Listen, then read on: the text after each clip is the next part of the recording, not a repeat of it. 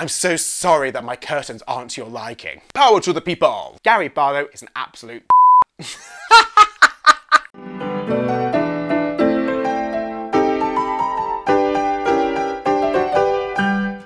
Mwah. Hello my darlings, Richard here, back with another X Factor video. I finally started going back to the gym, so in like 3-4 months I'm gonna have amazing cheekbones. If this is your first time on Fabaret, hi, my name's Richard. I love theatre, music, dance, performance. If that is the kind of stuff you're into, then give that subscribe button a little click and make sure to tick the bell so you get notified every time I upload a brand new video. So today, my lovely Fabaret family, we've got a few things to celebrate. I have reached 200 subscribers. Yay! 200 subscribers! Most people might think, oh, 200 subscribers, that's nothing. But for me, it's like, oh wow, my channel's growing a bit and it's slowly going up in numbers, yay! And that's all down to you guys, thank you so much. Mwah. So my 200th subscriber, I'm assuming his name is Edison. I've looked on his YouTube username and the bit I can recognize is Edison. I watched a couple of your videos, Edison, I couldn't really understand much because it's in Russian. But if you're watching, Edison, thank you for being my 200th subscriber, and I've got a special treat for you. Okay, I need to get this right.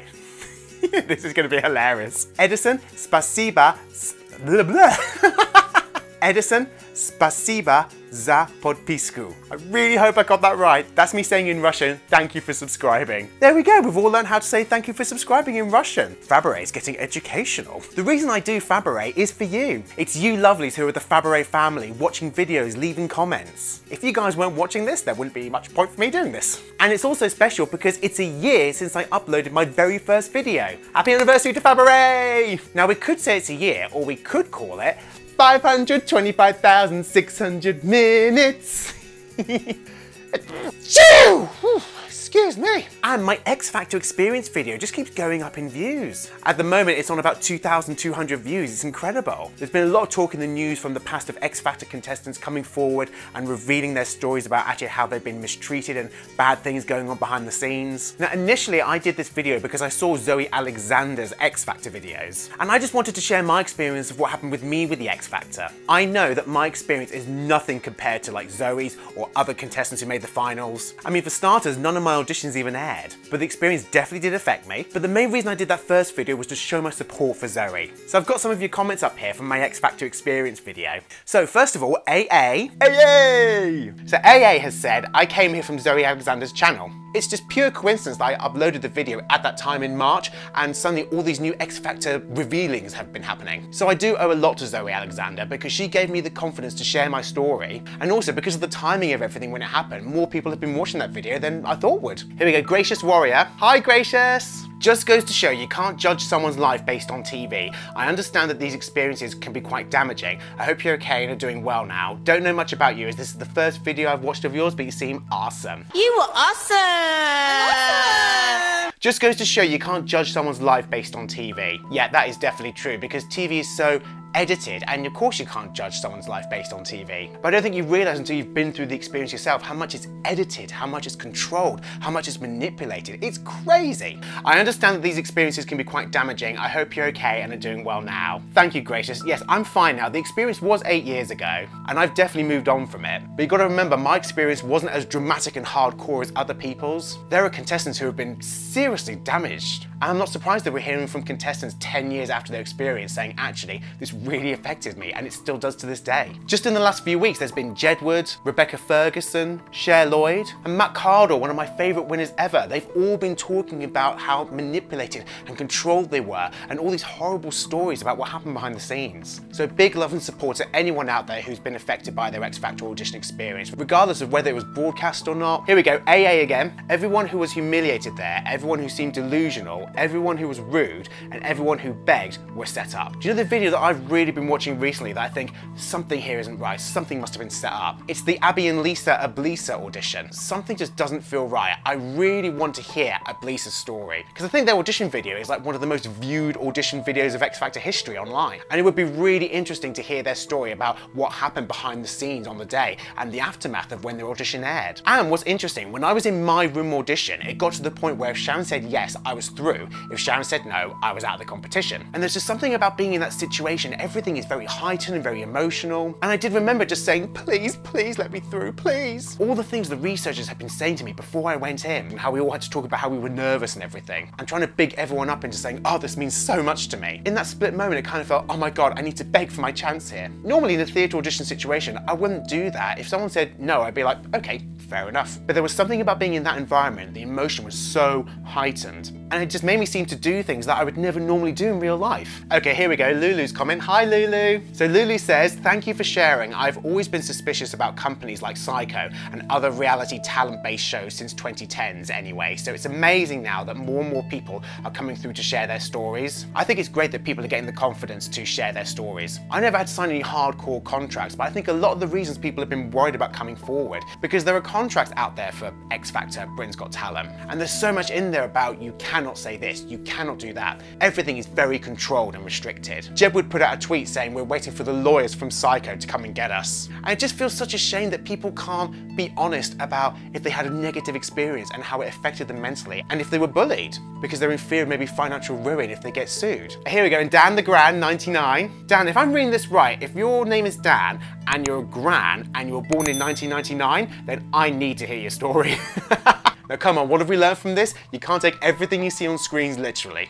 So Dan says, thank you for your contribution and your story. Hopefully this will inspire others to speak up too. It would mean so much to me if even just one person who watches my video and thinks, I'm going to share my story, that would just be amazing. Because then it follows on the chain of me being inspired by Zoe, someone being inspired by me. And the more of us who have been through these kind of experiences come together, the more stronger we are. Power to the people! Spencer, Philippine Dream. Spencer, if you are in the Philippines, that's amazing. Because then that means I've got people watching in Russian countries, in the Philippines. What? Spencer says, thank you for sharing your story. I hope more people find the courage to expose the lies and manipulation of the show. Definitely, Spencer. I think one thing is that in the first few years of the X Factor, it was still new. No one really had seen it before. No one knew how much was going on behind the scenes. But as the years have gone on, with more series being made, people have become much more aware of the process of how everything is made. Mark Callaghan here. Hi, Mark. Mark says, what a tedious story. I mean, you're entitled to your opinion, Mark. Do you know what I mean? I'm not going to be one of those sort of vloggers that says people aren't allowed to express their opinions. Of course you are. That's the whole point of YouTube. I'm sorry my story didn't have like pirates chasing each other for gold. But I respect your opinion, Mark, as long as no one gets into saying mean things to each other here on the comments. If anyone wants to say things to me and criticise me, go for it. I've lived in the world of theatre all my life, I'm used to that. Soul Gazer Shane, hi!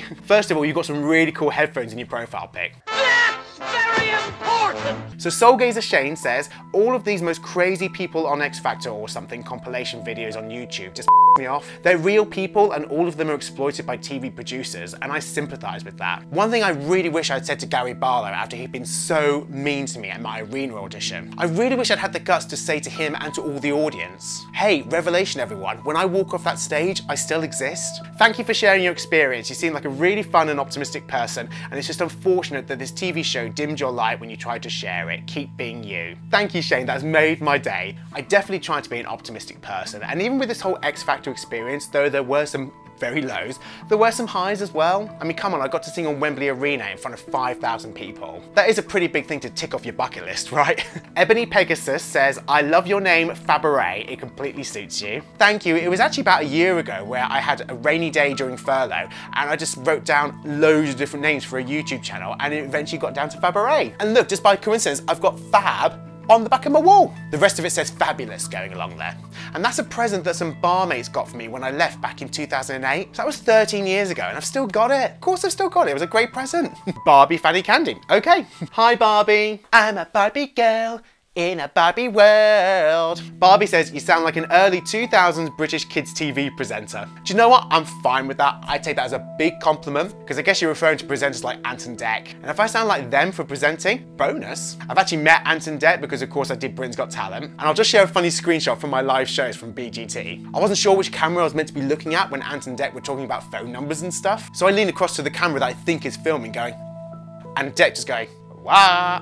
AJH90210, you say, as long as it made you a stronger person, buddy. Yeah, overall, it did make me a stronger person. Sometimes I think in life you need to be broken down a little in order to be strengthened up, but most of the time you get to decide when you need to take that time to sort of break yourself down to strengthen yourself up. The thing with the X Factor, of course, is that they kind of made that decision for me. Talking Talkie says, wow, they came all the way to your house, your bedroom, very professional. Yeah, it was a weird situation because of course they asked if they could come, and I had to get my landlord's permission and everything, blah, blah, blah. But yeah, it was weird when they were in my my house and they said, oh, do you have any darker curtains? We need to get the light out a bit more. I'm so sorry that my curtains aren't to your liking. Simon always gets on my nerves. I can't wait for his downfall. I know the Me Too movement or something will come after him. Yeah, I do have to agree with you. I think 2021 in the end is not going to be a good year for Simon. AA says here, so why do they let those people who can't go onto the TV audition levels? I think AA, are you saying that why do they let people who can't sing go onto the TV audition levels? I think the reason they do it is because when those researchers and producers are in those first off-screen auditions, they're not thinking about a talent show,